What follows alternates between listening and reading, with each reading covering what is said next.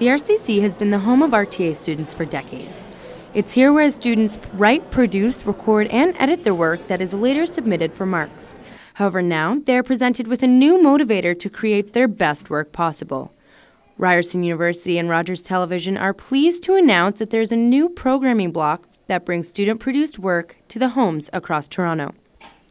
Charles Falzon, chair of the School of Radio and Television Arts, shares his excitement about this new opportunity. Well, we're pretty excited about it at RTA. RTA has been one of Canada's leading schools in broadcasting and media production for many, many years. So for RTA to manage a block that is broadcast across Toronto to audiences in all aspects of life is really important. It's a really important exercise. But it's an opportunity also for RTA students and non-RTA students to have their work seen. The student-produced work will be aired through a programming block called Ryerson on the Air and will run on Rogers TV. The show will also be able to be viewed online at Rogers TV website within just a few simple clicks.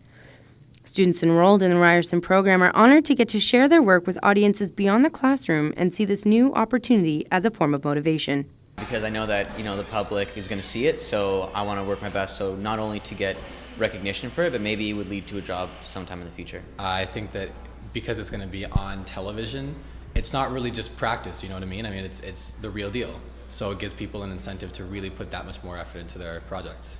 So the idea that this is not just for a grade, but to be seen by people who are maybe strangers, people who have no interest in whether or not you get an A or a B or a C, but because they want to watch your content, will be a real motivator for people.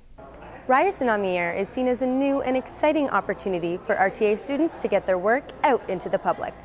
Seta Vanderhoop, RTA News, Toronto.